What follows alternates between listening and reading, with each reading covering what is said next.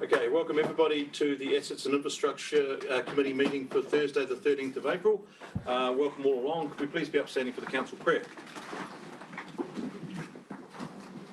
Almighty God, as members of the Rangitikei District Council, we give thanks for all the good things of our district and the advantages we enjoy. We pray that you will give us wisdom and guidance as we conduct the affairs of this meeting.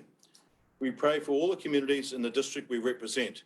Help us to be fair and honest in our discussions and help us to work together in unity for the welfare of all our people. Amen. Okay, thank you team. Welcome to all those that are in the room. I'd like to acknowledge that we have Councillor Simon Loudon zooming in online. Simon is recovering from knee surgery. Simon, we welcome you online to the meeting, and we fully respect that you may have to be perhaps in and out of this meeting for your own personal comfort, but thank you, and we'll keep an eye on you for any questions that you may have. Thank you for attending. So moving straight away, apologies, I've received no apologies, and at this stage I have no public forum as interest as noted. Conflict of interest, well known to many of you. Please raise a conflict of interest if you feel you have one at the time that we meet that section. Confirmation of order of business, again unchanged from what has been circulated in the order paper. And moving straight on to follow-up actions from the previous meeting. So we'll move straight through into the minutes of the previous meeting. I'm going to take those as having been circulated and read, rather than individually going through each of the sections of those minutes. Does any member of the committee have any point of clarification with regards to the minutes of the previous meeting as being circulated? Give you time to just give some thought to that and bring those up just in case you've got any notes on any of those matters. Action items, is that what you're referring to? Let's go through the follow-up previous minutes.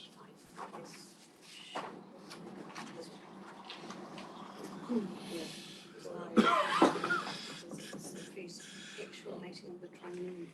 Sorry, did we not take minutes from the previous one? No, because that was a workshop. Ah, that was a workshop. My apologies. So it's the action items. Sorry, I've overstepped that one a little bit, team, in my haste and speed. Apologies. Moving through to follow-ups of the actions. We'll move through those with a little bit more detail. Item number 1, further clarification sought from anybody there apart from the status comments? The exec team met yesterday on some of those items that remain open or in progress. Yes. If it would help the committee, we can quickly go through those. Arno is prepared for that, if you wish. Yep. Would you like to go through that now, or just as we get to that individual item? Your call. I think what we'll do is we'll just go through on the individual items, and then Arno, if you could raise your, bring it to the attention of the chair if you've got any items that or updates on. So we're starting with item number 1. Any further updates from staff and or questions from the committee? 1. Yes. Yes. Thank you. Mr. Chair, this is actually item number 1. There's been quite a bit of confusion about what's included in the contract and what's not, and what services provided by the MDC separation site that they have there. So in the discussion yesterday, I think it is glass and plastic that goes to fielding that is not separated on site here, but some of the other items like cardboard, and some of the other recyclables, paper is the other one, are separate. So some are, some are not. So the signage is a bit more complicated than we thought in the beginning. The other thing that we have to consider, we only have 3 months left on this contract before we enter into a new contract. And we'd like to consider that as well. So once we get into the new contract, it'll be clear who does what goes where, and we can have signage that will clearly define that. Okay, that's a good update. Is the committee happy with that update when that question was raised with regards to recycling at the transfer station? Item number 2. Sorry, questions? Just wondering when will that new contract come in front of us? Once the tender only closes end of April, then we'll do adjudication and come with a tender recommendation report probably by end of May. Thank you. Okay, thank you for that clarity. Can I just ask, how many parties are indicating an interest in that contract? The list is quite long. I'd say 20 companies picked it up. On Gates, so yeah, it's pretty good. Yeah, I think, by the way, I think the cans go with plastic for recycling, so at the moment the container takes cans and plastics and glass is a separate process. Items 2, 3 and 4 are listed as closed. Does committee count for that? Councillor Carter. An inquiry regarding the maintenance for the roading. Item number, please, Councillor. Number 3, Yes. going back to one that we've had previously, Pookie Park and Makiri Road intersection, that got restructured because of the concrete islands on it, so the trucks could get round it. But they made a complete hash of the road. That got revisited and resurfaced. I see now they've resurfaced those repairs again. Who's paying for those? It should be Higgins. I know it should be, but Yeah. Well, I don't know the detail. I can't give you the detail. yeah. I'm just. But it There's should be been a lot there. of repair done on an initial job. Yeah. Just worrying about who's paying for those initial servicing. Yeah, it's a little trickier. It depends on what's caused the failure. If it's bad workmanship, then yes. If it's something else unforeseen, then maybe not. Perhaps, Councillor, that was a question like that could have perhaps been circulated to our PMO team prior to the meeting, either via the chair or the CE to seek some clarity on that. Just that I drove over it 5 minutes ago. Yeah, okay. Obviously difficult for the staff to respond with that, but perhaps that's a question that we could take up for some further clarity at a future meeting. So we're now looking at item number 5 as an item still in progress. Mr. Bernardi, is there any further update from you on that or questions from the committee regarding item 5? Mr. Chair, it was actually only item number 1 that I had a verbal update that I thought would be of value. The others, I'll just answer questions if you have any. Okay, so item 5, nothing from the committee on that one? No, moving on to item 6. Item 7. Item 8. 9. And 10. Just a moment for you all just to reflect on those. If there are no further questions regard to that item, we move that the follow-up actions items be received. All those in favour? Moving Councillor Carter, second to Councillor Dalgety. All those in favour? Aye. Aye. Against? Carried. Thank you. Moving through to my chair's report. Again, I will take that as being read and circulated. Just some thoughts there from me. As I was just giving some thought to a number of bits and pieces, particularly from our last council meeting. Is there any questions of me on regards to that report? I don't. If anybody likes to expand on those thinkings further. No? I'll just comment that your middle section here on Three Waters is about to be readjusted today, I believe. Once again, the comment about somewhat indecisive as to where we can perhaps plan is difficult. Mr. Biggs, comment? Thank you, Mr. Chair. His Worship and I attended a meeting this morning with Minister McAnulty, along with other mayors and chairs and chief executives in New Zealand. At your leisure, we'd be happy to, or His Worship would be happy to, and I'd support him to give you an outline of that meeting. Yeah, seeing as you've just come from that meeting, and if the committee is agreeable, and your worship, if there's an update that you feel comfortable to list at the committee at the stage, if that's something you'd like to bring up at a later item, I'm happy to. As I understand it, the information wasn't embargoed until the minister's meeting. The start of the meeting, we had technical issues and there was no audio, so we did not hear if this was embargoed, but it certainly hasn't been. So you may wish to choose to wait. I think we would just sit tight on this one a little bit more. So I would rather see a little bit of clarity around that before we are in a public space meeting. So I'd like to see some clarity. Yeah, unfortunately, I don't know if it was embargoed, Okay. and we did miss the start. Okay. Yeah. So my preference, Chair, would be to update at the very start of the workshop. All right. And deal with it there. It seems as though the Minister will be making an announcement in Wairarapa today. Okay. And, you know, I just wouldn't like to take the risk that we get it wrong and Yes. that the press are online. What it may well mean is that it may be useful for those online if we have a little live streaming session to announce the changes as we understand them at this stage due to the public interest. Let's see if we can put that together and just let that matter just sit there for the time being. But thank you for raising it and bringing it to our attention. Sorry, I'm busy writing my notes. Thank you for letting us know that you've both attended that meeting on behalf of council. There is just one little thing in my report that I want to just offer a little bit of clarity on. When I'm talking about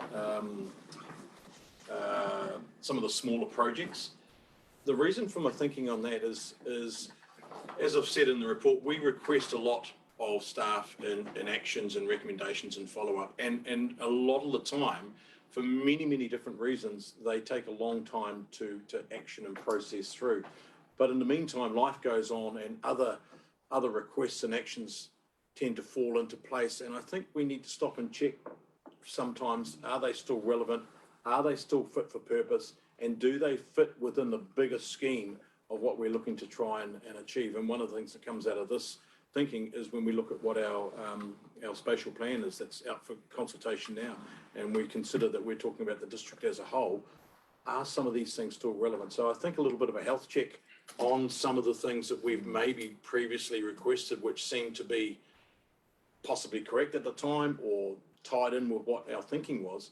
Perhaps some of the status of these things has changed. So I think we should just check in a couple of times. Sometimes these can be quite small things, but they don't necessarily fit into the bigger picture of things as we move forward. So that's what I'm referring to as a little bit of a health check or just a check in to say, are they still relevant? If they are, let's update. Perhaps the staff can update at that stage. Go, yep, we're pushing on and this is what we're doing. This is what the outcomes are.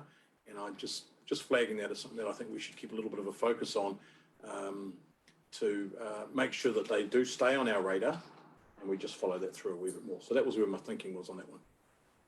If there are no further questions or comment that needs to be made around that, I'll move from the chair that my report be received. Seeking a second, Councillor Carter, thank you. Moving on to item 8 on the agenda, reports for decisions. Will have been well read by all of you, and does it need to be commented on further from Galen and Cheryl? Would you like to take us through that? I just would like to clarify something, please. In paragraph 3.2, we talk about that the work was actually done before it's gone to the Taihepe Community Board, and in that respect it didn't comply. I just would like to highlight that we did receive the application before the work was done, but just with the timing of the Community Board meeting and then the poor weather, the work was actioned. Secondly, in the last couple of days we've received emails of support from Taihepe Sharing and also Friends of Taihepe. You will all be aware that they're doing the Hautapu Parks project, and the tracks are helpful for their project as well. Okay. Thank you. Thank you for that update. Is the committee just aware of what, with regards to the fact that it's respective work that is, and where that comment's come from? Everyone's following with that one? It's been noted. Thank you for that. Further questions for Galen and or Cheryl, who is online with regards to this item? Councillor Carter. See that Taipi Community Board are in favour of supporting the application. Are they prepared to put any money of their monies toward it? I can't answer that question, and whether or not there's an update from anybody that sits within that, Councillor Duncan, do you sit on that? Yes, I do. Trust board, is that? This discussion came up the previous meeting, not last night's meeting, and my recollection, as the recommendation reads, is that everyone's in favour of this, and on the advice of staff at the time. The discussion was not brought up last night, and I don't think they have been asked for funds at this stage, so if that's something that needs to be brought to them, then perhaps that can go back to the committee, but they do have a very small amount of, their small projects fund is rather limited, put it that way.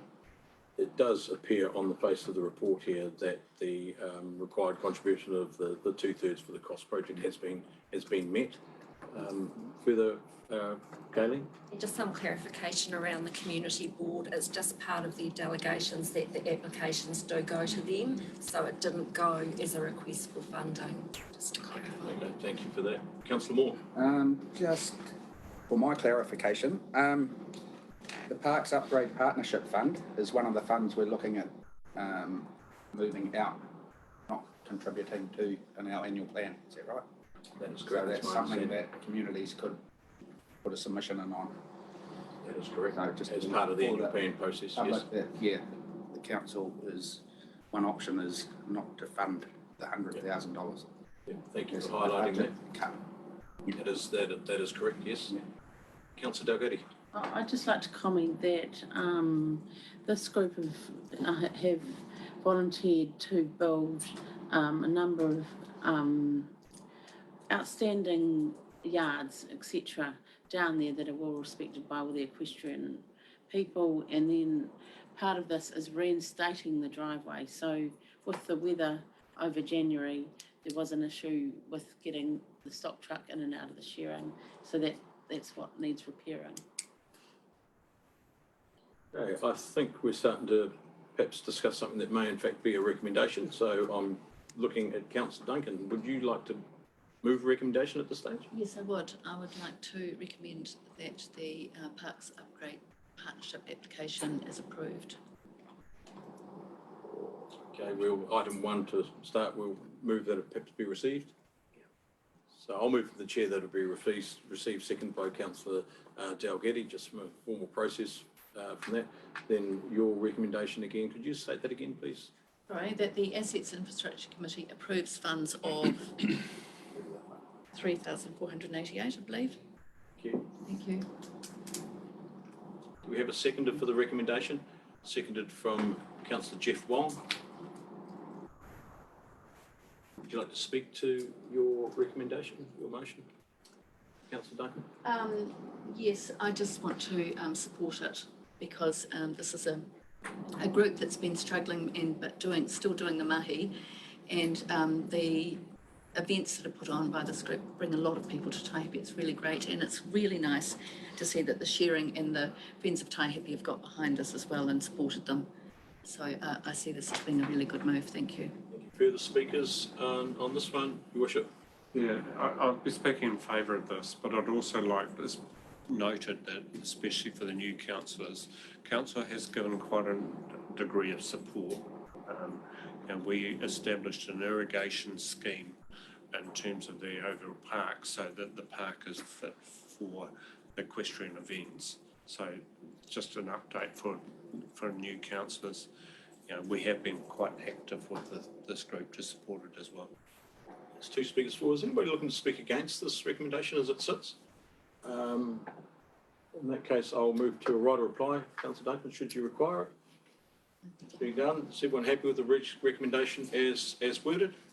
We have a mover, we have a seconder. All those in favour of the recommendation? Aye. Aye. Against? Motion is carried. Thank you. Through the Chair, can I just make comment around the comment that Councillor Moore raised around submissions? Just for councillor benefit, if you like, the process of submissions has to occur for council to reconsider. So if there is nobody that lodges a submission, then the document is as stated. So Thank you. Thank you for that clarification. Moving on to item number 9, reports for information. Tag team Adina and Arno on this one. Would you like to take us through that? Yes, so this is obviously in the new format that we've been reporting on the PMO projects for, so you've already seen that in the last workshop.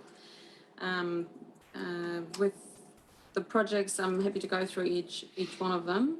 I've included an update on Scott's Ferry in the miscellaneous section, which is basically where we are with this project. There will be a report coming to council in the April meeting that will be summarising the costs required and how we can complete this. But as a heads up, obviously, we've been expecting this cost to come to about $250,000. But there will be a full report for everyone's consideration. Thank you, and appreciate that update and it being listed in the assets, as it's a project that's been ongoing, and we'll be looking forward to getting it tidied up. I think perhaps in the interest of this report and the committee that's here, perhaps we could just go through them individually and seek any information from any of the committees. So we start with item number 1 on the report, which is the Martin de Bulls wastewater centralisation project. Noting you've got your task completed and your next steps noted. Is there any questions from the committee on that or further updates from yourself? Yeah, I would like to make an update to this actually. So we there's a note in there that we are working to engage a planner. So we have had a really good meeting with a planner that is available to start working on this from sort of late April, early May. The idea of having this planner has been strongly put forward to us by Horizons as well, to show some planning leadership in this space. So the planner that we are going to want to engage, so there will be some recommendation made to council, is very experienced in the space of wastewater, and the idea is that she will be taking us through from the very what can we actually achieve early on now, like how can we hit some of the milestones in the very short term, and how can we set up the whole project from a planning point of view with resource consents that are required in the very long run. So she will be creating a strong strategy around how everything will have to be lined up and fall into place, what reports may be required for some of these resource consents, and working out a timeline that is a bit more detailed on how that all would work. So she's got a team around her as well that is scientists and engineers that can also help. So the idea is that it's really led by the planner. We will have a sort of small group, and we will do a deep dive report to council in May, just as a heads up as well. But the group that we will look at as a very small project team will be the project manager and experts from RDC, the planner, and then our iwi partners that we are meeting regularly with. They're very keen to be a very crucial part of this project. And having the small group will then dictate who else needs to get involved at what stage. So we're quite confident that this is a really well set up way now. We have a project manager dedicated to this that we have hired for part-time, but his only projects are this one and the Martin Water Strategy. So really focusing on those two, making sure that there's some good progress happening. So that's my update on a significant project. So yeah, thank you. I just want to, if I may, Chair, just to highlight, you said it very quickly, but highlight what you said regarding May full council meeting.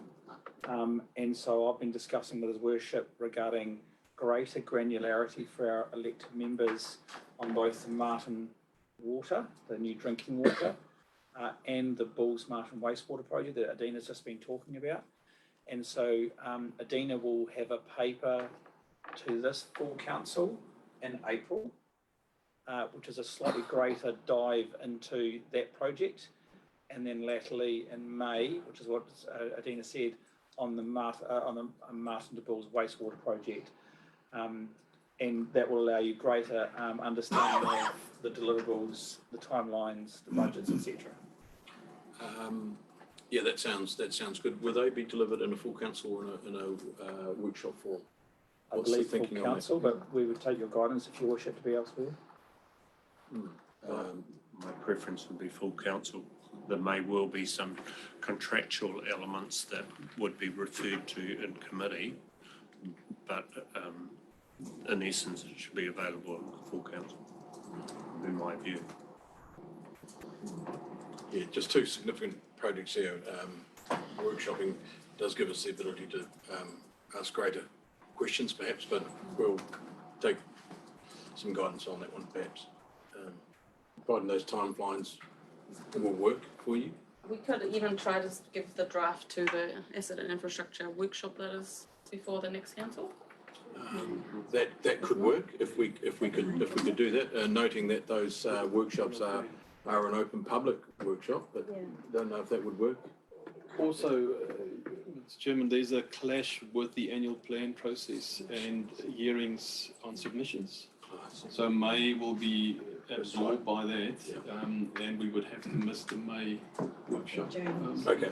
So the next meeting will be June. Okay, well, let's stick with the plan that you've got in place then. It's going to be an opportunity to look at these significant projects in a little bit more detail, so thank you for that.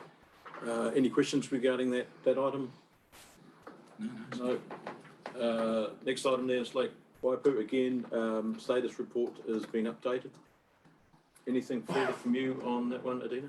There now has actually been also set up a meeting organised by Horizons. So they are wanting to have a hui in Ratana, and they invited the wider group to discuss what I assume will be mostly around the restoration of the lake. But we are making sure that we are giving an update in that forum, making sure that it's clear. We still are concerned around the timeframes that Horizons is working towards too. So we are working with our, it's a little bit complicated because we're working with our liaison that is in that project space. However, they're not in the regulatory space. So we're trying to make sure that they inform the Ministry of Environment as well, so that we keep them really updated. So there's no surprise if timeframes for the consenting process actually go a bit longer than hoped for. But we're trying to mitigate this by keeping good communication and seeing what maybe other options are there to extend that financing. Yeah, noting some of the complexities around this and external parties that you're engaged with to bring this project to some sort of a closure, but noting the start date, it is perhaps, I don't know if it's indicative of where we might be expecting to be with some of our other projects, and is this just the reality of the world that we live in, the timeframes that we're dealing with, or can we realistically expect that some of these can be sped up, or is this just where we're at when I look that this is a project that goes back to 2018? Well, as one comment probably is that Horizon has mentioned to us that this is a very sped up process that we're doing. So, like that might give you an indication for what the normal might look like. I'll leave that one there. Councillor Lambert. You sort of semi-answered my question, but like, cause with the type frame, do we have like milestones in place so we can know 2 or 3 months out, hang on, this is already not going to, instead of on the 1st of December going, well, wait, we're not going to make it. That's what exactly we're doing right now. So we are resource consent technically could have been completed from the timeframes that you know of, and that's why we're flagging it. We just want to make sure we're ahead of that game and make sure that we're not in December going, oh, this is running a bit late now, because we will also have to procure people to actually do the work of the irrigation equipment, the pipeline. So we're trying to make sure we're ahead of the game here and making sure that we have a plan B, or at least the discussion with the ministry. Yeah, so on a monthly by month basis, we should be here, So. Yes. Yeah. That's reassuring. Ask a question. Yes, sure. So the gauge of this pipeline is still fairly small, isn't it? It can be laid with a mole plough, etc., or some. I think so. Yeah. Okay. Yep.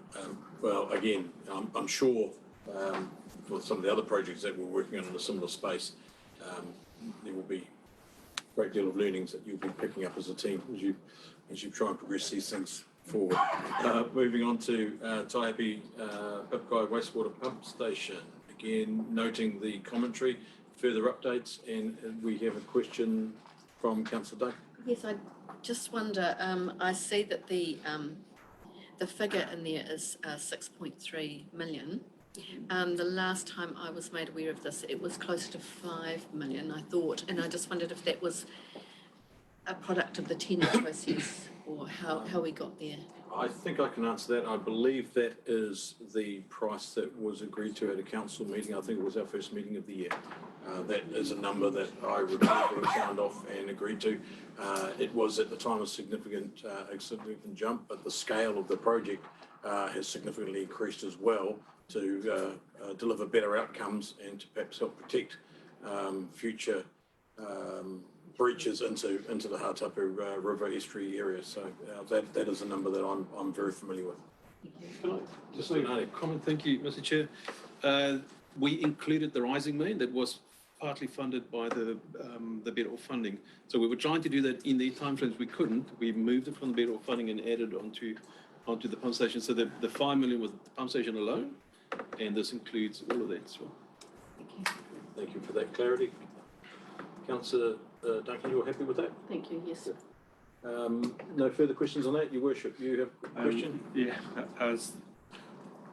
We've just received advice that the information from the water entity is not embargoed, and perhaps we could take it straight after this item. Yeah, I'm happy to do that. Thank you. So that's Taihape Papakai working into drinking water. The Martin Drinking Water Strategy, which is progressing along and is of great interest to many. Who's going to take us through any updates on that? Yeah, I guess the update is that there will be a council report in this month meeting, Peter already outlined, where we are going to dive a bit more into timeframes as well, what sort of has to be lined up. We have completed, semi-completed our tender evaluation, so we are going to meet with the tenderers to clarify some questions we had, just to make sure, and that's for the design of the pump station. Just want to make sure that, the right tender is being awarded. The results we unfortunately haven't received before this meeting yet. So hopefully by council we will have a more detailed report from the quality of the water and the flow of that second strata. Yeah, my understanding was that was to come to the full council meeting at the end of this month Yeah. anyway, from the last update Yeah. that we had, that was still scheduled for the end of this. Okay, and expecting to receive by then, hopefully? Yes, we had a little bit of a hiccup trying to get to the second strata, something called a mud cake. And we have gotten there now, but it just delayed it maybe by a week. So I'm still confident that we have the results, some preliminary So results. just to clarify that, those preliminary results and tests were going to clarify water quantity and flow rate, as well as makeup of the water and the nature of the water. Is that correct? Okay, looking forward to seeing those results. And recommendation with it, like what Yes. best should be done. Yeah. Thank you. Chief Executive. I think I'm still distracted by my usual like of mud cake, but I wonder if, Carol, could you comment on the comms that we're doing on this and where we're going on the comms? In terms of the Take your graphics, question, Councillor. yes. Dina's probably better. She's been liaising directly with the comms team on that. Yeah, so we're working with the comms team to create a sort of one-page infographic for both this project and the centralisation, and hoping if we can get Leah around to, she's quite has a high workload at the moment, so hoping to get it ready in time for council, so it will not be part of the report, but it hopefully will be there on the day.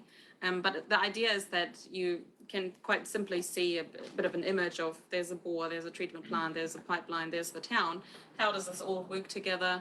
What are the challenges? What are the things that we need to look at to make sure that this is actually completed and water flows out of it at the other end? Awesome, thank you. That's good. I wondered if that was what your question was going to be, Councillor. Councillor Kelkin, question from you. Just given the, I guess, the public sensitivity to this item, we've got December 24 as a completion date. It appears here that the overall sort of feeling towards this one is that it's on track within budget, etc. How realistic is that date to potentially be brought forward? Like, is there scope to stretch this project to bring it forward any earlier. I have to say my personal reference would be to over deliver on this one rather than, have it finish early if we can. But given the current sort of market stretch and events that happen in the Hawke's Bay, there's a lot of contractors that are working in that space that will be quite under the pump at the moment. So I wouldn't want to give you an earlier date and then sort of let you down on that. Thank you. Councillor Davitti. Oh, I can just, further comment, the original strategy had June 24 and we've stretched it out to December, so, yeah. Under promise, over deliver. Yeah. Good, thank you. No further questions on that item. We can move now into community facilities, Taihape Amenities Build. Adina. That's progressing well. We're still looking at completion later this month with maybe a few items going into May. And I will be trying to set up a tentative opening date for May. There's just a lot of activity happening on site. So trying to make sure everything is finished by that date will be very important. But it's looking good. If you haven't been already, I could recommend that you liaise with our Northern councillors with regards to that, but I'm sure you have been in touch with them as to... Not on the date, but I will be. Yeah. Is there any comment from our Northern team with regards to that? You're up there living and breathing that, so... The only comment is that we were invited to a walkabout, which we'd still be keen to do from the discussions I've had with the other Northern Warders, but none of us have steel cap boots. So, not sure how we're going to get around that, but keen to be involved. Councillor Wong. Can I ask Adina, the rugby clubs were expecting the facilities to be open before rugby season started, and the first game was this weekend, and I haven't been in communication with any of the rugby teams. Has anyone in the council liaised with them at all? No, probably not, but I can get in touch. They were probably not that surprised, I suppose, that it wasn't on time, but if it's in May, I'd like to let them know when it is. So some direct communication with the rugby clubs is what you're looking for? I believe there's a this weekend that we'll be liaising with them, I take it. You happy to facilitate that? It's just because I haven't been part of the loop as such, and so just to make sure it is. Happy with that as a recommendation via Adina to facilitate that further? Very much so. Yeah. Thank you. Your Worship. Yeah, has there been a communication with iwi around this opening or blessing as to whatever is required? For instance, I'd hate to be going to, for instance, whether it be Ngāti Whiti, wouldn't it? There was a group of EV members that I was talking to before the construction started, and I will be reaching out to them when we have a more clear time frame when the opening may be happening. There was at the time an indication that that they may not want to be involved in this, but I will reach out to see if someone does want to be involved. Yeah, that would be a good point to raise, Your Worship, and appropriate to just follow up and just follow that process through. Okay, so we can move on with that item through now to Martin Civic Centre and Taihape Town Hall.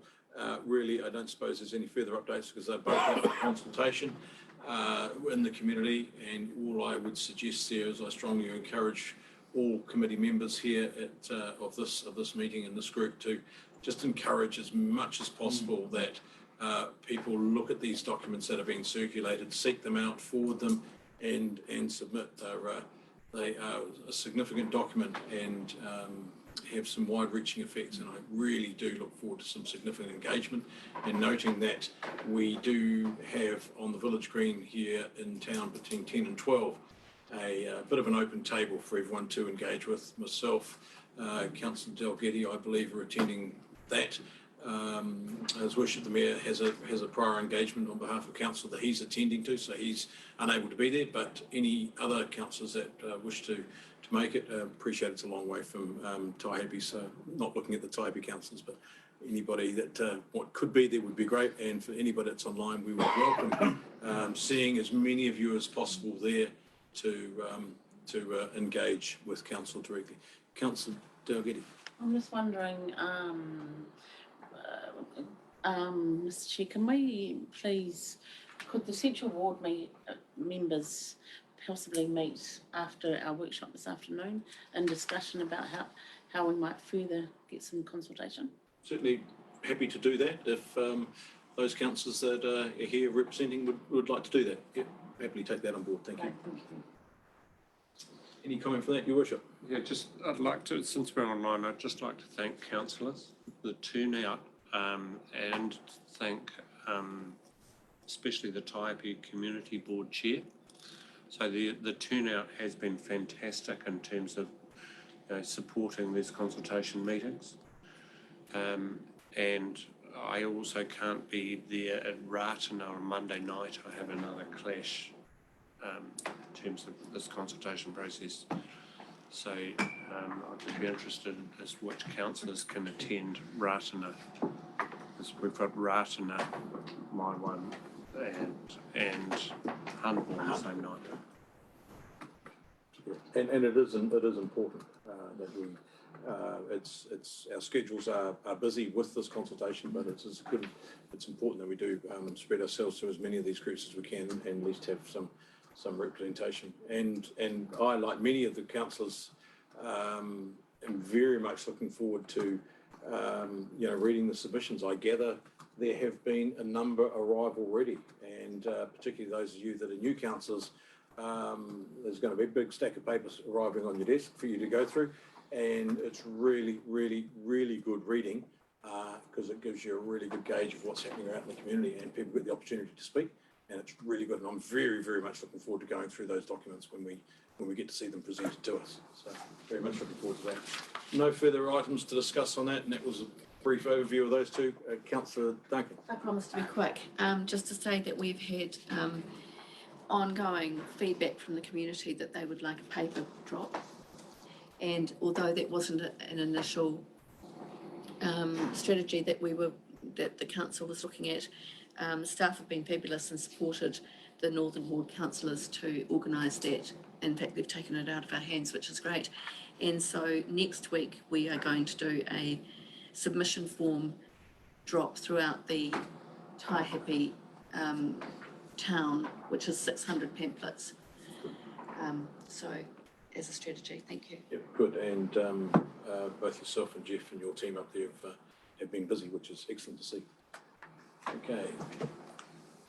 Moving on for that, Martin Industrial Park Rail Hub, again, no further comment on that as that is still pending a decision. So I don't believe there's anything that this committee can update on unless Mr. Beggs or Worship the Mayor can update further. Yes, please. Thank you very much. So the Minister had made an announcement to the mayors and chief executives this morning. Oh, sorry. We were just referencing the Martin Rail Hub item. Did you have comment on that? No. On that and specifically? Mr. Beggs, did you have any comment on it specifically? I haven't discussed this with His Worship, but I have received an email today from the court with an update just on timing. Are you happy for me to share that? Yeah, sure. Yes. Thank you. I have just as we've been speaking, received an update from the court, which says that I'm able to advise that a decision is being completed and will be issued by the end of this month. So that's from that's from the Minister of Justice. How to say a lot without saying anything. Yeah.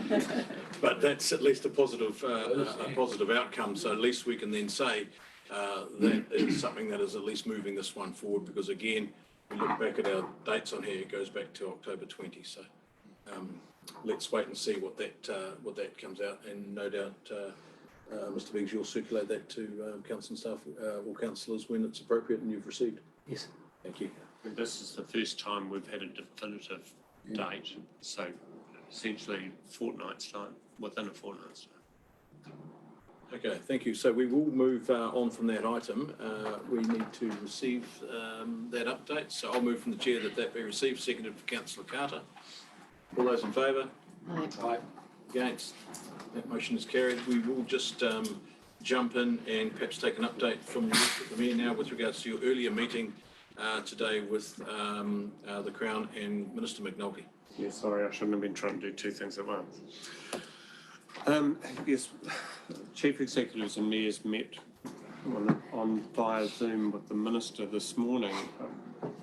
And I'll make a series of points and I'll ask the Chief Executive whether I've got anything.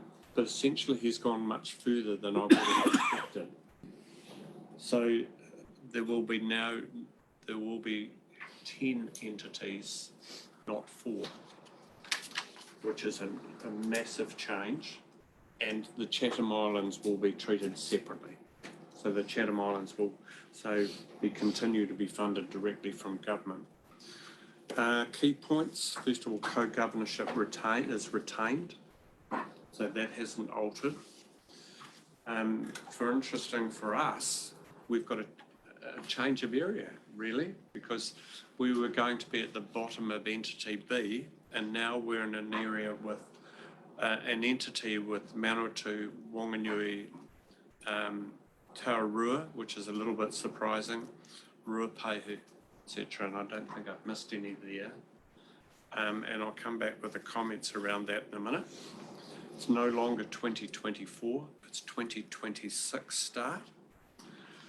Stormwater is still in, which surprised me because the Minister earlier had said the stormwater is a pretty hard one to deal with.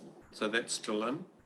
There's no announcement on rural water schemes, and there's such a brief time. Zoom was scheduled for 10 minutes to get clarification on that. So we will receive clarification on that. There were questions asked by the mayors, does that now enable a strong enough balance sheet for these entities to be able to borrow the money that is required? The Minister's response was, they believe so. A lot of questions, the Northland, for instance, said, well, could we be separate, our own entity? The answer is no. So quite definite with a number of things. One of the big changes is that the regional boards, having it narrowed down to the number of councils within our entity, every mayor or council delegate will have a role on these regional boards. And that's quite a change. So it allows a greater local view. There is still a reflection that, for instance, Auckland will have a greater say in terms of vote at the table. It will impact on us in terms of our annual plan and LTP. It will certainly impact us in terms of debt positions in the LTP, etc. I'd have to say that the attitude of the members was, the attitude of the minister was that government didn't want to stand in the way of the entities. So if, for instance, entity 6 and 7 decided that they wanted to combine or amalgamate, then that opportunity is there and they wouldn't stand in the way. The minister spoke very well and he was well received and he tended to have answers for just about everything. There are a couple of minor exceptions where he said, don't know about that and I will come back to you. So what happens to the entities and the chief executives and staff that have been appointed to those positions? That's essentially government's problem. So there would have to be some sort of redundancy payout, I'm sure. He would obviously be encouraging those people that have been appointed to seek appointments to one of the other entities. And that's literally the government's minister. I will take a little bit of a risk here and talk about who's in our entity. Manawatu District Council would, I think, believe that they are reasonably compliant in terms of the three waters, delivery of wastewater, drinking water, etc. Wanganui would probably have a similar view. Ruapehu, they will be impacted with debt limits, and they've been quite open about that. They're reasonably geographically remote, so servicing them will be an interesting issue. Taurua, I was a little bit surprised if they're going to go with this model that they haven't included in Hawke's Bay or Wellington in some shape or form. Probably the big one in the room is Palmerston North. So they face an enormous climb in my opinion, in terms of compliance. So that will be one of the very big expenses. Sorry, but they're not in our group, are they? Sorry? Palmerston North are not in our group. They are in our group now. It wasn't in your original list, but that's fine. Sorry. Yeah. Okay. Well, just update my notes. I was trying to scribble them through. So they're in our group. Thank you. It's going to be an interesting issue in terms of debt. So we will not be paid out on 2024 20 million. So we will have to reshape our financial positions going forward. But Peter, as Chief Executive, anything that I haven't picked up on? I think you've covered all the key points, Your Worship. I think from an operational perspective, your last comment is our biggest challenge, or will be our biggest challenge. So we will need to rework some of the annual plan figures as part of this, and that our debt repayment will not occur at the end of next year, as we had initially anticipated. I would add to, or further what His Worship had mentioned, the pushing out to 2026 creates a challenge in terms of our next long-term plan, because it falls in the middle of a long-term plan. So obviously this is only an hour old in our heads to understand, and for the sector to understand, so there'll be a lot of work needed on that. It is still titled, well, it is still Three Waters, so it still includes stormwater. There was speculation in the media that they would no longer use the term Three Waters. The Minister didn't comment on that, but it does still include stormwater. His Worship mentioned the potential collaboration between the 10 entities, if they so wish, but that would require a 75% majority of those entities to combine. And that was questioned, was it 75% of population or 75% of the number of councils? And the Minister clarified that as the number of councils. That was the Mayor of Central Otago. He said, well, if you combine all of the people or the populations, Dunedin would overrule it. And so he clarified that as the number of councils. The other challenge for operationally, Your Worship, you didn't touch on, but I noted, was that there will be changes to the Better Off funding, and we don't know what that looks like, but the Minister said by virtue of the fact that we're pushing this out to 2026, that will have a knock-on effect to Better Off funding. Now, what I would anticipate that, and I've been listening to your comments, Your Worship, what I would anticipate from that is that if you recall, there are two tranches of Better Off funding. We're currently in tranche 1. My anticipation would be that tranche 2 would be pushed out. I do not anticipate that to be a please pay us back moment. Yeah, I would agree with you. I think that they will stick with the tranche 1 funding. I can't see anyone who would say, no, we're now clawing back that potential money. So I think that's probably safe. There's so many other conversations that are going to come out of this. And I think one of the biggest ones may well be a move from several councils to look at unitary authorities, for example. That conversation with the redrawing of some of the functional boundaries may well raise its head. Yeah, there's a long way to go. The Minister did say that because we now have 10 entities, his expectation is that staff would tend to be retained within the district or region, as opposed to being relocated to, you know, the Hamiltons or the Aucklands or Wellingtons of the world. And he saw that as a benefit. You know, who knows how this is going to play out, guys. Thank you for that.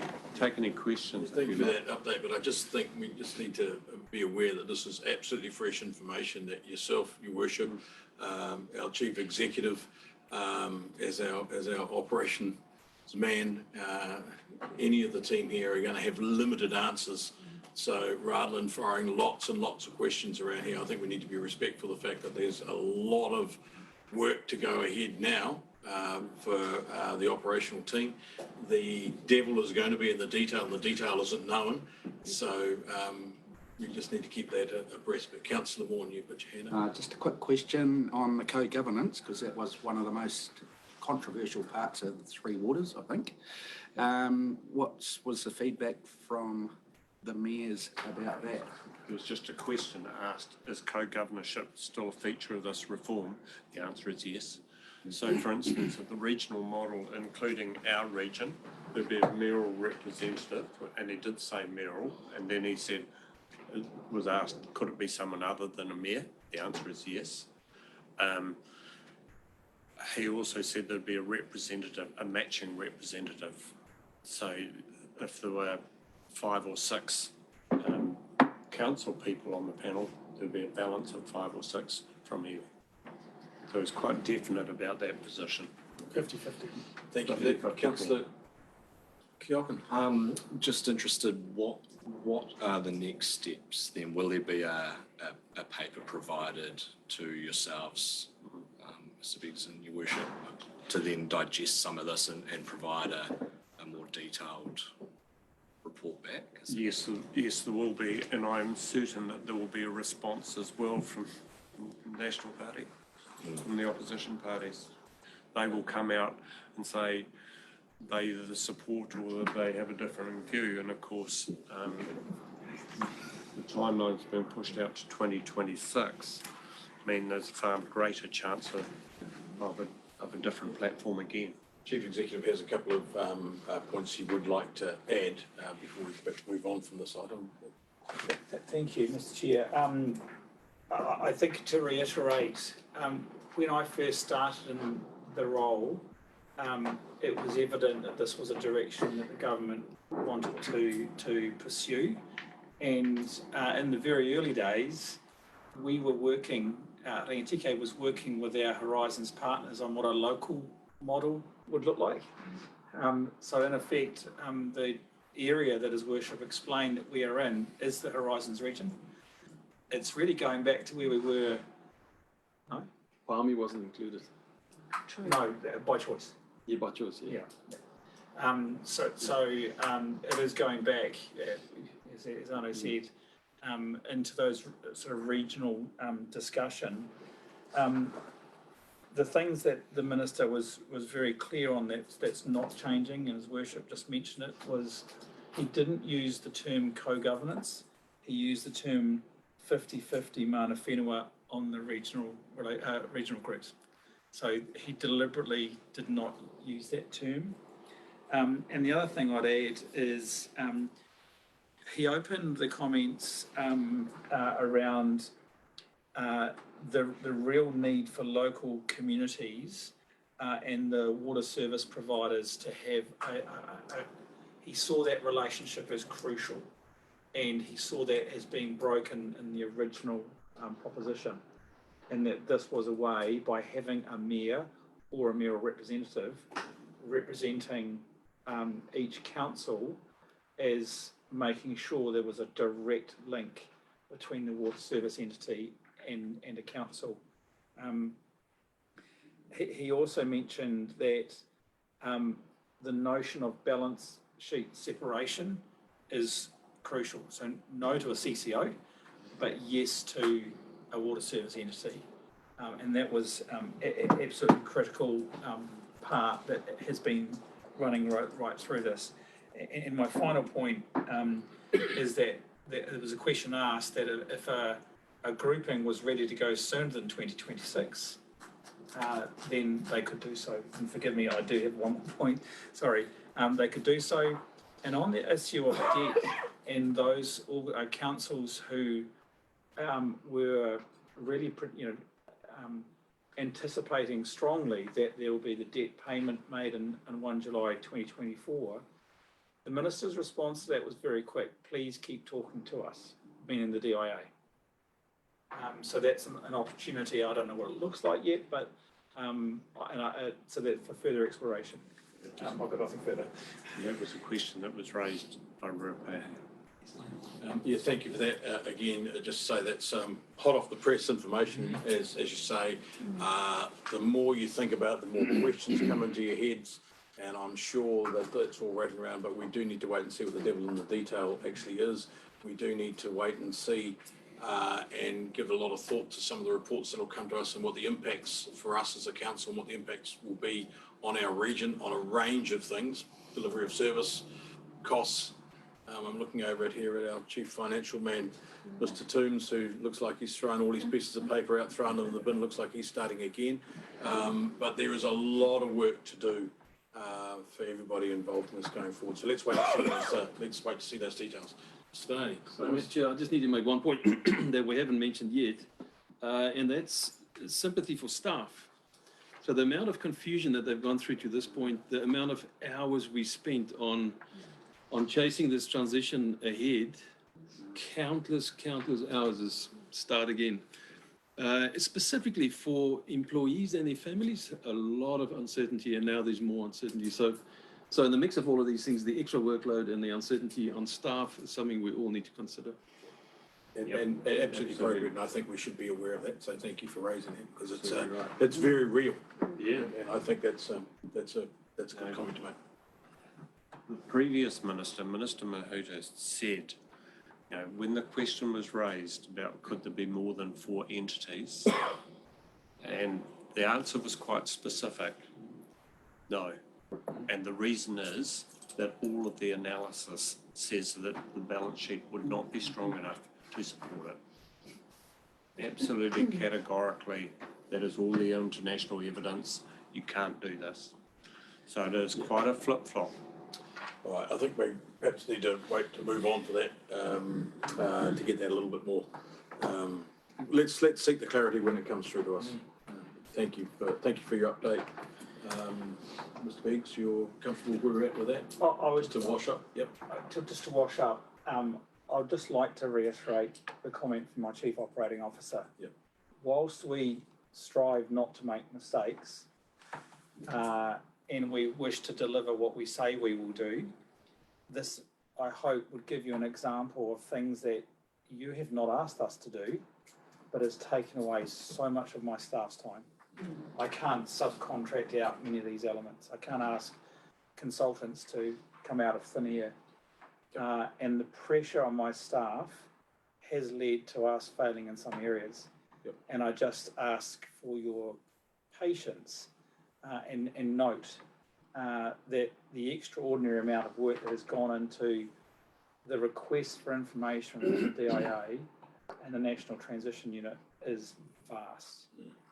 And we have dropped things, and I apologise for that, but I hope you will see some of the reasons why. And the cost associated with that as well is huge to us as a council and ratepayers. So thank you for those updates. I think we've dealt with that. Thank you, Your Worship. Thank you, staff, for all of your comments on that one. And we are sympathetic to the increased workload that you're now going to have to face again.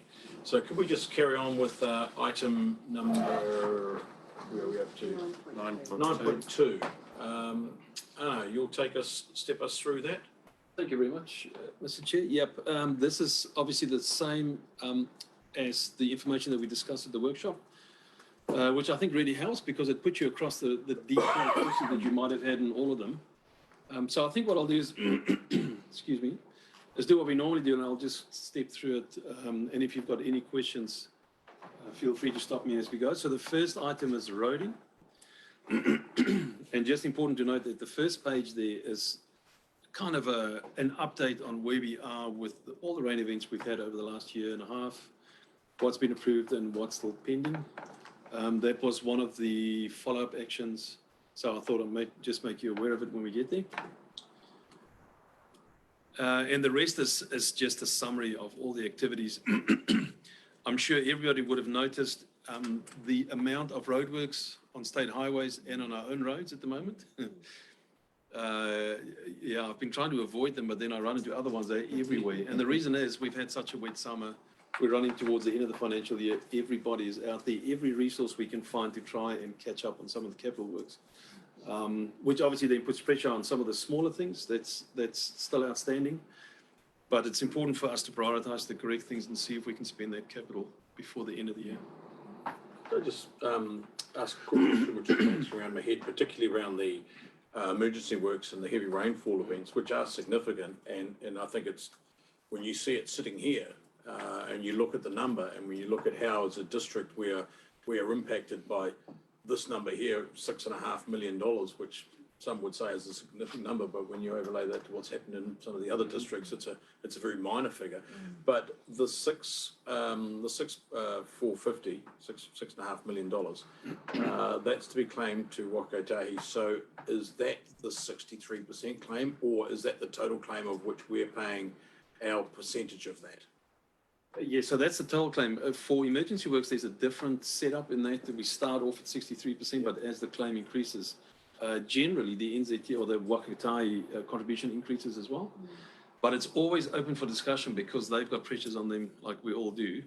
And then they'll have a final outcome of the whole process to say for that you're going to get your 63% or we might get more. So this $6.5 million is listed in the order paper. A percentage of that is a direct cost of ours. This is the total of which we're yet to determine what the percentage split may be, but there's a cost to us in that, in real terms. Yeah. Okay, thank you. Yes. Your Worship. Just a couple of issues with regard to roading. First of all, on page 19, on the Mangahoi carriageway reinstatement block, I think there is some confusion. There are two areas. So where it refers to block drains to be cleared in the farmer's paddock, contact landowners, I think that's not with regard to the Mangahoi, that's with regard to the Mokai Road. So there was a whole lot of photographs produced to council of a culvert blocked and the water not being able to get away because the drain had to be dug out through the farmer's paddock. So I think that they've sort of been blocked together. The Mangahoi carriageway reinstatement was really also a drainage issue. So I just wonder if we're sort of overlapping something. If I may comment on that, Mr. Chair, I'm quite certain there is the Mangahoi.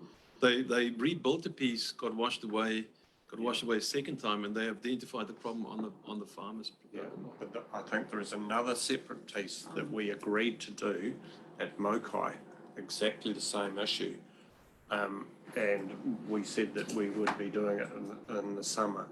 Perhaps that's something you might want to take up, because I'm looking over here at our staff and there seems to be some confusion around that one. So it might be something that you could take offline with them and just to seek a little bit of clarity if there is a crossover there. So I'm just looking at the staff, some confusion here.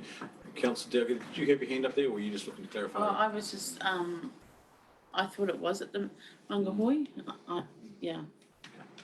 So certainly, Chair, I believe the Mangahoi is absolutely a standalone work. Especially where it referred to the drain. I wonder if that came out of the Mokai Road one. Well, if it could be just ascertained and then added through the list, if we are talking two separate parts of work here, two bodies of work, that would be helpful. It's not emergency works. I know that one. Oh, you do? Yeah. Well, it's in the hands of, so it's a normal. Normal. Okay. Thank you. You were moving through with. Yeah, so really on the roading one, thank you, Mr. Chair. Any other questions? Question, Councillor Duncan.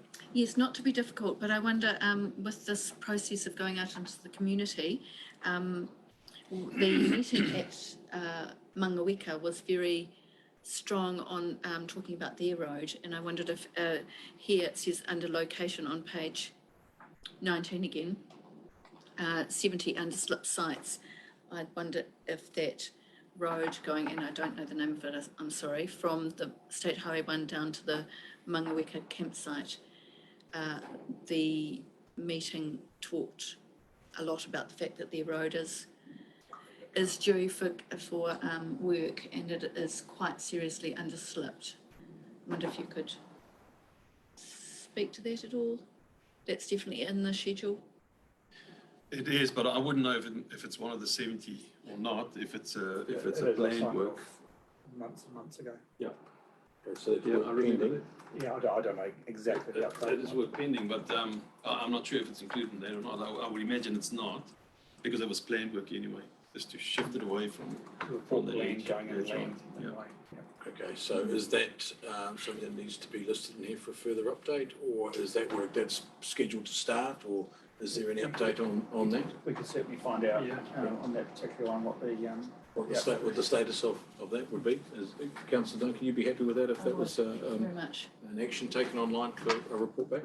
Great, thank you very much. Sorry, I'm not intending to write a report. No, just to come back to somebody with an update. We can write a report on No, that. no, as a report back Sorry, yeah. to a status update on that. Thanks. We can just add it to the follow-up actions. Follow-up actions. Happy with that, Councillor? Thank you. Your Worship. With regard to the key decision 3 in our annual plan, the footpath from Ngātawa Road through to Martin, either outcome means that essentially the footpath, we need a discussion with Waka Kotahi around potential funding. Can we start that discussion now so that we get some sort of feeling from Waka Kotahi ahead of a decision-making process? Well, straight off the bat, thinking of that, Your Worship, is that it's the process is out for consultation. I just wonder if we shouldn't let that follow its natural course, rather than preempting something. I'm not quite. It wouldn't preempt it, but for instance, if the decision was that we proceed right now and get it done, then we would still be trying to talk to Waka Kotahi around whether there was any funding opportunity. Yeah, or equally so that the decision could be that we do nothing. Correct. So I just wonder whether it's worthwhile having that conversation earlier rather than later. Yeah, comment from Mr. Darling. Thank you for the opportunity. Yeah, it's a difficult one. We do our funding application in 3-year blocks, and if it's outside of that 3-year block, no funding at all. The next one is due, the draft is due in August this year, but it will only be approved by middle of next year. And that's what you get, and that depends on the pressure on them. In the previous one, we had to go to extraordinary ones to get the Ngātawa Road one approved for design. I think it will be a challenge. Okay. Okay. So you have to that we wouldn't achieve anything more than trying to do that further. Moving through, anything further on that one or that report? It is a report for information. Again, you would have seen it. What it does indicate is the when you see it laid out in front of you, there's a significant amount of work that is actually going on around the district, and we tend to sort of think about our own patch, but when we actually look at it from a bigger spread, there is a huge amount of work that's going on around the district. And when it comes to roading, heavily weather dependent, so the delays to the program become very real, and then you have storm events on top of that, so we can see how some of these things can seem to take forever to complete, but it is the nature of the space that contractors are working in. There's a significant amount of work that goes on. If there are no further comments from it, Mr. Barry, have you got further comment to make? No, nothing further on roading. I think we could just move on to the compliance section of the report. It starts with the water supply. Interesting to note, though, that we do not report the same way we used to do in November last year. It's changed. It is now called the Drinking Water Quality Rules, the DWQAR. And it's done in a slightly different way. Unfortunately, there's quite a bit of uncertainty. So we've employed a company to do the audits for us this year, because that's not being done by central government anymore. And they mentioned that there still is quite a void in information, specifically the one that affects us a lot is protozoal compliance, and there's big void. So we're going to fill the void with what we think is correct and hope for the best. But everything's changed, so it is slightly different. And what we've done, just for ease of reading, we've just marked them green or red. The greens are compliant and the reds will be non-compliant. Yes, we have a question over there. Oh, sorry, Councillor Carr. Very impressive. See a lot of green on those first couple of graphs. Yeah. Very impressive. But concern with the the next lot of graphs with the red in it. Yeah. When do water meters get fixed? Because it seems to be that they're not working. Yeah, I think the problem with the one you would refer to from memory would be the Ratner one. Well, all the water volume ones are all indicated in red. Oh yeah, but the meter work, it's just there's too much volume. And the ones that are specifically, the problem would be Taihape and Hunterville. And if you remember, that's both of them that we are reapplying because there was a calculation error on the consents.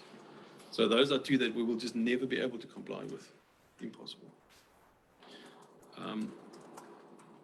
But the meters are working. So the only one I can remember off the top of my head where we had a problem with the meter was Ratner. And I think the holdup there is if we're not going to require that in the future, or we require a new plant or a plant upgrade, we'll do it then at the same time. But it will be smarter to align that work rather than do something now that we might find is redundant. And the volume in red is 12 days more volume than the consents allowed. It's a complex space to be in when we're trying to deal with these consents. And if we go back to Ratner and Lake Waipu, 2018, and we're hopefully getting somewhere that may resemble the completion of that project. You can just see where the complexities around these things are and are often outside our control. But it is, when you look at it from a first base and you see reds everywhere, it's but understanding what that red is and understanding the reasons underneath it is key. If I may say, With those volume ones, that's just noting that there's no penalty regarding it. Non-compliant. It's just non-compliant. There's no penalty for it. Well, that depends really on Horizon Regional Council. They can become nasty. Yes. So at the moment, because we are spending huge amounts of money on trying to fix the consenting problem, they won't. Well, they are less likely to. But if it continues for too long, or we're not hitting the milestones, or things are not moving along, then they might change the way they view that. Start with a big step. However, through the chair, would note that Dr. Nick Peat transferring from Horizons to Hawke's Bay Regional, it's a new ballgame. Yeah. So we've done the negotiations essentially through Dr. Peat. Somebody else could come in with a different view. Also, just through you, Mr. Chair, if I may, just one comment. The drinking water ones that are nice and green, what we've picked up through Mr. Biggs is we had an outside audit compliance on the drinking water, and we wanted to be sure that the information in that is the same as the information that we've been getting to in Assets Infrastructure. What I noted in the previous year, we had a meeting every 2 months, Assets Infrastructure, and the reporting on the compliance was for that month. So what I'd like to do is change the drinking water to be similar to the wastewater, where we tell you July, August, September, blah, blah, blah, blah. Because the challenge for us is, especially in the drinking water space, if we are non-compliant for 3 minutes, we are non-compliant for the year. So although February is nice and green, we are non-compliant. And I don't want to be in a position where end of the year, the independent audit comes in and says, you're not compliant on all your, and if you cast your mind back or look back to the reports, they're all green. So we just want to fix that miscommunication and be sure that they're exactly the same. I'll see how much work it is, but hopefully in the next one we can report on the water exactly the same as we do on the wastewater. Thank you. Further questions with regards to this particular item? Just the Mangaweka and Hunterville effluent E. coli's and stuff, is that the treatment plant not doing what it should do? It's a mixture of things. So we have systems on the back end that will kill enough of the E. coli before it goes into the streams. But it's super dependent on things like turbidity, or if there's a lot of algae in the water, or if the flow is too high, or there's a whole lot of things. And when we get a lot of rain, all of those things tend to go up, and then the systems don't work as well as they should. And normally it's all these things are kind of connected to each other. Yeah. So when you say that you're looking at increasing or altering your consent, is that to allow greater discharge, or is the issue the fact that the system's not working properly? No, it's interesting. With those two plants, the systems are designed correctly. The application for the consent was incorrect. So the number on the piece of paper is not correct, but the design on the plant, it's all good to go. It's just for us, the challenge, for instance, in Taipi, it has a real problem with algae growth, and in the summer months, the algae, so if you have UV, for instance, it gets blocked, there's shadows behind them, and a lot of the E. coli gets through, or we have a lot of rainfall and the volumes are just too high, and these systems can't keep up. Yeah. Okay. Moving through from that item in this report takes us through to solid waste. I would like to start off, Mr. Chair, by saying the solid waste space, for the first time since I've been here, it excites me. It was something done in the dark room somewhere. We never quite understood what was going on there, or had any hand on any lever. And now that we've taken it back in-house, and we have Raj on board, and I will introduce him to all of you soon. His enthusiasm for the topic is fantastic. It is so great to have him on board. So already he's done some great things. He's got some really good ideas. We've got a very close working relationship now with the Ministry for the Environment, which is outstanding. And I have a very positive outlook on what we can achieve in this space. I think we're going to do good things. Interesting also that if you just look at those graphs, the volumes, we were all concerned that they tend to just keep going up, and that's been coming down. So that's for me the most positive message in the whole report, is those numbers are more to what we expect. Yes, and if you've got any questions. Just with regards to that, and largely coming back in-house, which gives us, I guess, to a certain extent, a greater control of it.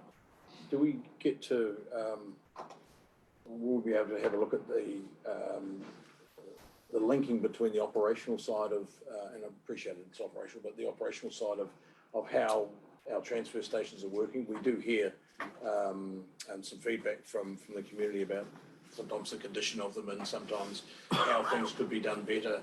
Is that being looked at with you and your team through Raj as to whether or not efficiencies could be better and delivered better?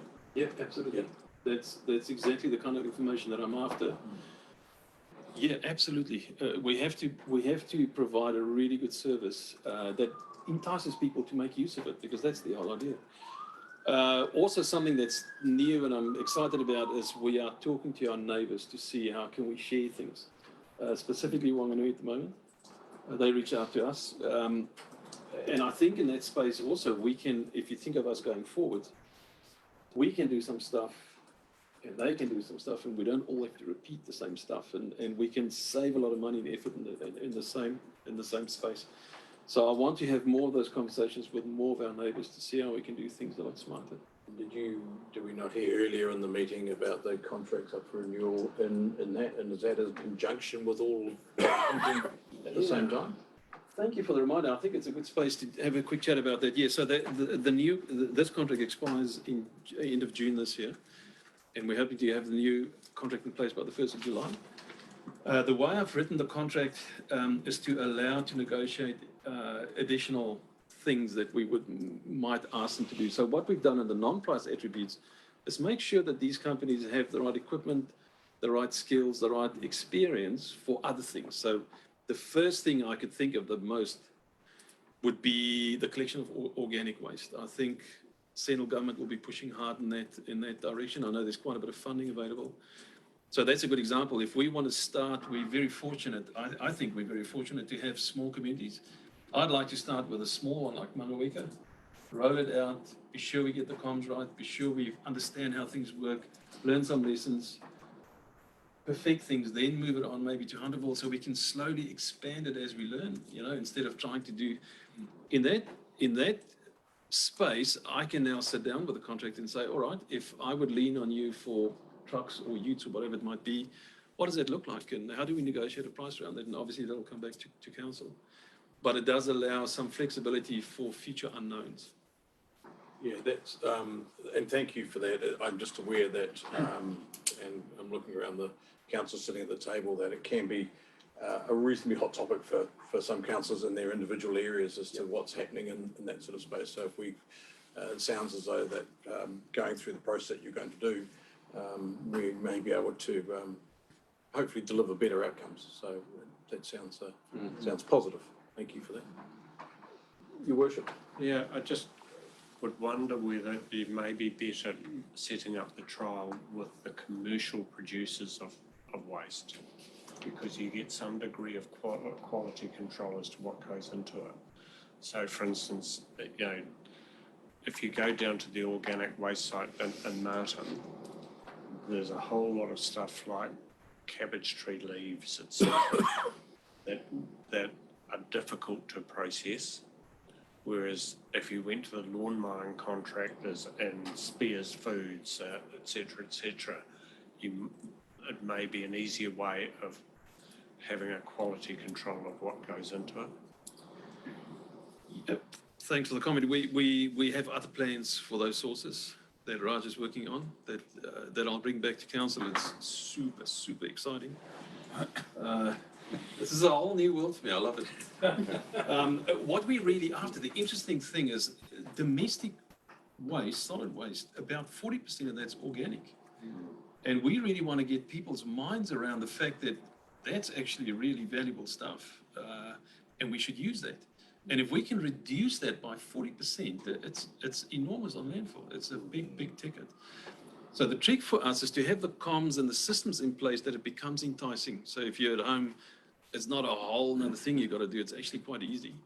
And I think it's an unknown space and we need to learn a lot how that works. Communication will be, of course, the key. Yeah. Councillor Moore.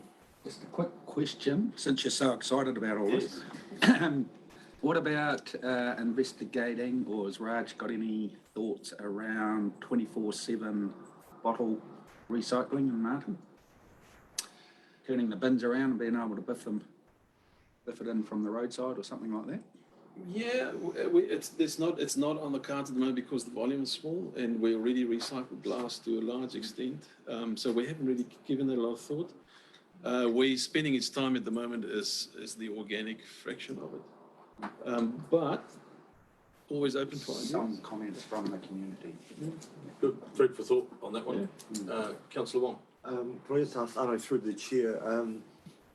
It's great to see your reduction in landfill waste. Is this the results of actually some organic rubbish being diverted, or do we know why or where the rubbish is actually going instead? Through your Chairman, yes, the reason why is Raj. He's on site, he's talking to the contractor a lot, he's asking lots of questions. Everybody's taking more notice of a whole lot of stuff at the waste transfer stations. And I think it's just having a relationship of working together that's already made that difference. Where in the past it's like, no one really cares. We'll just send it all to landfill. Suddenly Raj is there a lot, asking all kinds of questions, and they're like, oh, hell, somebody actually cares. Let's do the right thing, and that's driving it at the moment. Once we get some of the other things that we have planned lined up, you'll see that number drop a lot more. Great. Okay, a couple of final questions there as we do need to move on. As an attempt to move it on, I'll move that be received. Oh, very good, thank you. So we've got a move for the report to be received, thank you. And seconded from Councillor Lambert. Thank you. So actually, thank you very much, Anna, and thanks to Raj, because you know, this is a question that was being asked some time ago by councillors about the volumes, and it seems to me that what we're seeing here is overall just better management by through your office, but also by Raj, who I haven't met and look forward to meeting the man at some stage.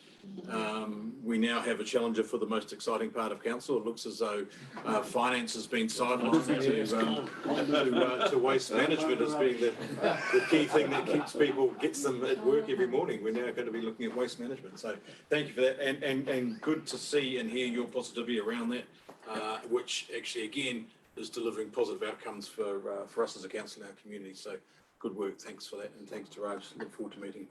Are there any further items with regards to the agenda? We do need to move into a workshop. So being none, I'll call the meeting to a close. Thank you very much for your attendance. Thank you for those watching online. And again, thank you for your further input and discussions as being said. Thanks, team. Thank you.